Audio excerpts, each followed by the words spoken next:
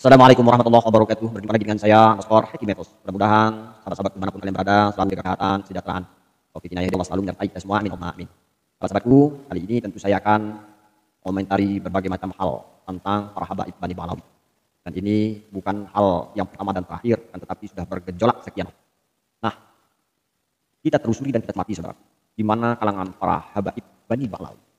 Mereka ada di berbagai macam aspek, bahkan terkategori konkret, baik dalam segi ilmuwan, baik dalam segi politik, baik dalam segi organisasi, baik dalam segi instansi. Jadi tentu hal yang tidak mudah dan gampang untuk memperkarakan mereka, untuk mengklarifikasi mereka. Ya, selama ini tentu banyak ilahat, banyak lain, hal yang wajar. Karena mereka ini bukanlah perorangan, mereka ini adalah golongan, di mana sudah banyak suku dari Bani Balawi. Sehingga yang jumlahnya ribuan itu, yang membidangi berbagai macam aspek, ini adalah satu kendala tentunya bagi kita untuk mematahkan argumen-argumen mereka. Tetapi sebetulnya secara fakta dan nyata bahwa memang mereka tidak terkonfirmasi bahwa yang mereka klaim adalah zuriyah baginda Rasulullah SAW. Dia sebutkan ada berbagai macam kitab, puluhan kitab yang tidak mencatat nama Ubaidillah. Sehingga yang mengklaim itu sudah cucu dari Bani Balawi. Bayangkan, bukan dari Ubaidillah atau Balawinya. Sehingga jangankan kita untuk mengutip apakah itu perkataan memang Ubaidillah, kan lucu. Ketika nama Ubaidillah itu tidak disebutkan, tidak ada kitab yang mencatat di abad-abad awal. Sehingga kejanggalan itu wajar saja terjadi. Karena dari bukti adanya, tentu banyak sejarah yang bisa kita kutip, yang bisa kita cerna dan bisa kita ambil. Termasuk adakah ucapan Ubaidillah mengaku sebagai zuriyah bagi Rasulullah SAW. Sehingga konten-konten saya terdahulu, logika kita berpikir, bagaimana mungkin? Bahkan ini sudah merupakan cicit, bukan lagi cucu daripada Balawi. Kok bisa mengisbat utak-utak kan seperti itu kan? Kalau dari buyut, kemudian di atasnya lagi itu. Sementara tidak ada sejarah, tidak ada yang mencatat, tiba-tiba diklaim pada abad ke-9, tiba-tiba ada nama itu. Nah itulah tentunya yang mengherankan bagi kita semua, mengapa hal itu bisa terjadi. Akan tetapi saudaraku, kalau kita berpikir secara normatif, tentu pro kontra dalam hal semacam ini adalah hal yang biasa. Sehingga cocok dan tidak cocok, perkara yang hak dan yang batil, perkara asli dan yang palsu, memang sudah ada sejak baginda Rasulullah SAW. Sehingga jangankan orang mengaku sebagai keturunan baginda Rasul, bahkan ada orang yang masih mengaku sebagai nabi. Sudah jelas-jelas Nabi akhir zaman yaitu baginda Rasulullah SAW. Yang lebih sadis lagi ada bahkan mengaku sebagai Tuhan. Nah, jadi tentu bagi kita tak heran hal semacam ini. Tinggal kita selaku orang yang diberi oleh Allah akal sebelum adanya ilmu, yang bisa objektif dalam memilah dan memilih mana tentunya baik, mana tentunya yang harus kita saring, dan mana yang harus kita ambil intisari. Nah saudaraku, mengenai daripada banyaknya kabilah, kelompok, suku daripada lain Bani Balawi, ada mereka yang menguasai dalam bidang dakwah, yang berkobar-kobar berapi-api seperti halnya Habib Bahar, Habib Rizik, ada lagi Qodri, ada lagi si siapa, banyak mereka yang terlalu memproklamirkan, meyakinkan masyarakat itu yang kiprahnya mereka adalah dalam segi dakwah. Kemudian ada mereka lain dakwah ahli dalam hal seni, menyanyi, menciptakan lagu, bahkan ya yang seperti kita ketahui akhir-akhir ini Habib Rizik pun banyak ditanam, ya. Nah saudaraku, jangan heran. Tetapi sekali lagi dengan banyaknya fenomena tentu lebih kuat bagi kita untuk mencerna kebenaran-kebenaran klaim apa yang dikatakan oleh mereka. Sehingga apa yang kita sangkakan itu tidaklah salah kalau kita untuk menyaring, kalau kita ingin baginda Rasulullah SAW terjaga arwahnya, syariatnya, tuntunannya, dan tidak tercampur baur dengan fatwa-fatwa para habaib saat ini yang seolah-olah mengatasnamakan Nabi SAW. Nah saudaraku, dari seniman. Nah, sebagaimana pula menjadi latar belakang mengebumingnya para habaib. Ini berawal dari mereka yang banyak berkiprah di dalam seniman. Ya, ini di dalam grup hadroh, mana mereka selalu mengadakan selawat keliling. Ya bukan berarti kita tidak pernah berselawat, tidak pernah membaca sintudur dan sebagainya. Kita juga dulu seperti itu.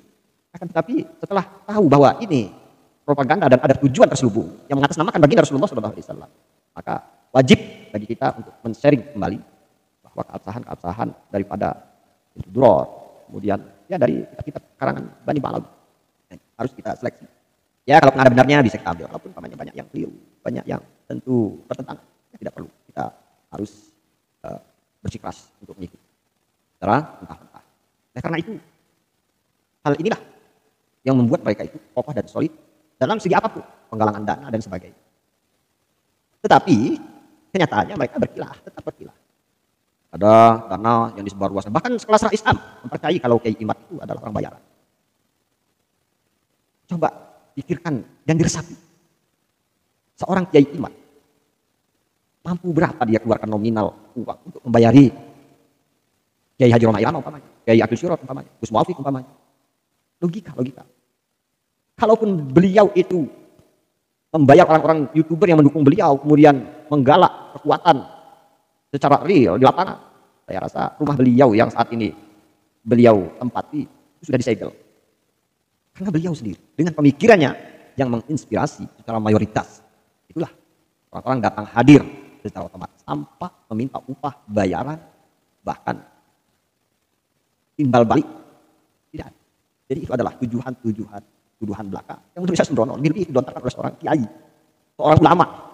Jadi menurut saya fitnah yang amat sangat luar biasa. Tentunya coba di riset bagi kalian para kiai yang menuduh Kiai Imad, coba berpikir dengan jernih. Tapi kalau kalangan Bahlawi, andai kata mengundang kemarin Pesulap, mengundang Ahmad Dhani, mengundang Rumail, mengundang banyak, apa gratis? Tanyakan kepada mereka. Artinya dana yang mereka keluarkan itu amat sangat luar biasa. Dan itu saudaraku amat sangat mudah. Karena mengapa? Mereka memang sudah kuat. Ya kita ketahui saja hasil dari kuburan itu lumayan. Belum lagi mereka itu bukan hanya saja ada di Indonesia, akan tetapi internasional. Bahkan kalau kita bandingkan atau rupiah atau uang Indonesia dibandingkan dengan negara Timur Tengah, sama amat sangat jauh tentunya. Maka yang menopang, yang mendanai mereka itu ya secara akal sehat itu banyak. Kemudian mereka bukan sendiri, mereka dengan banyak suku dan kabilah itu, maka amat sangat mudah untuk menyetir, mengendalikan. Ada yang para habaib selain seni di medsos, memang menjadi YouTuber handal. Memang mereka berperan sebagai wartawan, meliput daripada berita. Memang mereka ada bahkan menjadi seorang pengacara. Nah, ada lagi yang hadir ternyata selain daripada Habib Mohar yang kita ketahui, lantang, tegas, Habib Rizie, ternyata ada lagi keturunan yang diklaim sebagai zuriat baginda Rasulullah SAW oleh mereka. Jadi Habib Aldo. Perhatikan. Sehingga orang-orang yang kontra, yang mengkritisi, ketika ada celah untuk melapor, ada kesalahan sedikit pun akan dilapor. Nah, saudaraku, tidak asing di telinga, tidak asing di mata. Sepak terjang Babi Aldo itu seperti itu. Dia adalah orang lapangan. Nah, mungkin termasuk andalan untuk bisa mengumpulkan massa. Kemudian lagi pergaulan di bidang hukum. Tapi saya meyakini bahwa saudara Babi Aldo, ya kalau dunia ini kecintaannya masih sangat luar biasa. Cintaannya masih luar biasa. Jadi bisa jadi hal-hal yang seperti itu halal, haram, baik, tidak. Demi hasil, demi dunia. Beliau sih. Ya banyaklah. Kita bisa lihat di dekat. Kadang beliau iklan pisang goreng. Bahkan beliau saat ini lagi iklan umroh ya. Berapa sih umrohnya Babi Aldo? Kalau tidak salah saya dengar 29 atau berapa. Wah, jangankan habaib. Untuk mengadakan umroh di tempat kita banyak. Ya cuman plusnya dari Babi Aldo karena dia Habib. Bagi Muhyiddin berkuah. Itu aja. Beda kalau kalian mengikuti rombongan traveling lain beda kelas. Cuman di situ saja. Kalau soal harga mana ada? Dunia. Kecuali kalau Babi Aldo pasaran 29, 30, beliau ambil pasaran 15. Yang sisanya ikhlas lillahi ta'ala. Saya percaya. Dan kemudian ketika melihat orang-orang yang kontra, mau tingkahnya sebejat apapun dia ketawa. Beda dengan orang-orang yang kontra dengan beliau. Ketika dia pro, seperti Mama itu, tawa-tawa, bukan dinasehati. Kalau habaib itu, bukan dinasehati. Lebih itu adalah wanita, hal yang tidak baik, tidak layak ditunjukkan. Seorang wanita yang adabnya amat sangat mencerminkan keburukan bagi generasi. Bukan dinasehati. Tapi beliau ketawa-tawa, sorak-sorak, luar biasa. Habaib, zuriyah. Sehingga saudaraku, jangan heran. Fenomena akhir zaman memanglah seperti itu. Tidak akan mungkin seseorang yang hatinya bersih akan menyimpan rasa dendam, bergejolak di mana kebutuhan duniawi yang sampar sandung, di mana tentu ya banyak hal tentunya kontroversi yang dilakukan oleh saudara Babi Aldo. Bahkan ya sempat beliau umroh Ubahala. Betapa pendek, cetek dengan hal hanya semacam kajian ilmiah harus muhabalah, terlebih di makam yang mulia baginda Rasulullah SAW. Ya, saya heran. Dan kita mengetahui saudaraku, sesungguhnya orang-orang yang betul-betul memiliki ilmu dan kosong ilmu, tindak tanduk perilakunya bisa kita cermati dan bisa kita lihat. Hanya kalau terlebih yang suka mengkaji ke dalam ilmu sufi seperti karangan Imam Al-Ghazali, lagi kaji seperti kitab Al-Hikam. Jangankan muhabalah, Abi Haldo, jangankan muhabalah. Doa pun kalau sudah ke tingkatan ilmu hakikat, zalim, tidak mempercayai akan takdir Allah. Allah tidak perlu diminta. Allah tahu segalanya. Tidak usah Anda protes. Seperti itu baginda Rasulullah SAW menjadikan landasan demi untuk memperjuangkan gelar nasab yang tidak jelas. Nah saudaraku, bukan hanya itu saja, banyak untuk kiprah para habaib Bani Ba'alawi di Indonesia ini. Sehingga saya berpesan, tetaplah menggiring, tetaplah mengkawal kajian ini dengan ilmiah. Tidak perlu kita emosional. Tidak perlu kita harus gontok-gontokan. Sebetulnya hal yang mencaci, menjatuhkan, tidak perlu. Harusnya tidak perlu. Tetapi ini dari mereka yang selalu memancing, yang banyak berkelit dan banyak berkilah, itu kan dari mereka. Kalau memang tidak ada bukti, tidak ada fakta, katakan tidak. Silahkan kalian mau percaya kami sebagai zuriyah ataupun tidak. Jelas. Secetek itu para habaib untuk memproklamirkan bahwa ingin diakui sebagai zuriyah baginda Rasulullah SAW. Nah saudaraku, itu sekali lagi saya berpesan, kalau mau secara ilmiah, kalau kita berbicara dari hati ke hati, tunjukkan gentleman kalian. Jangan hadapi persoalan. Jelas. Tidak akan banyak kegaduhan, tidak akan banyak huru-hara. Intinya tunjukkan, jangan banyak berkilah dan berkilah. Kalau kalian mempunyai ketegasan, kejelasan, dari dulu sudah selesai.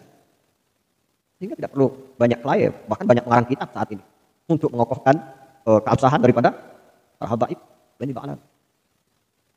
Saudara-saudaraku, selain apa yang saya katakan, kajian ini adalah secara ilmiah. Maka kita koreksi, kita cari dengan ilmu, dengan kejernihan berpikir, dengan akal sehat, tentu tidak dengan emosional, tidak dengan nafsu.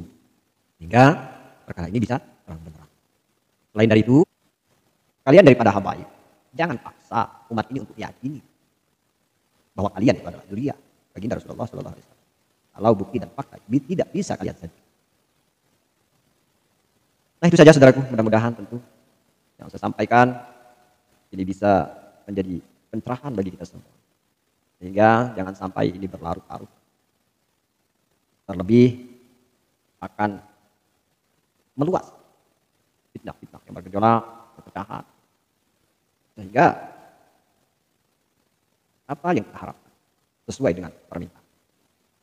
Itu saya saudara-saudaraku, saya akhiri tentunya salam akal sehat.